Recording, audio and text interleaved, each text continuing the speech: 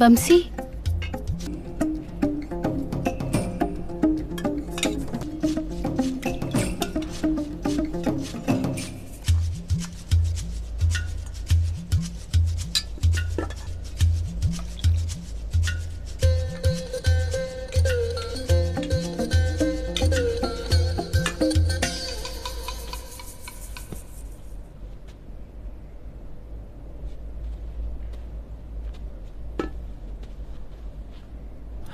मजा आ गया।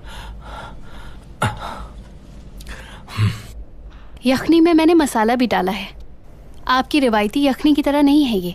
उम्मीद करती हूँ पसंद आएगी। चलो शुरू करो। बिस्मिल्लाहिर्रहमानिर्रहीम। बिस्मिल्लाहिर्रहमानिर्रहीम। खाओ मेरे भाइयों।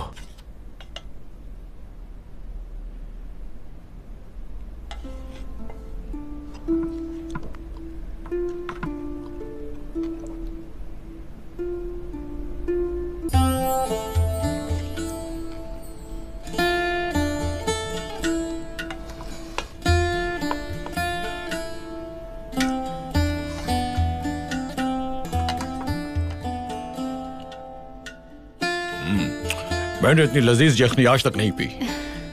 वाकई भाई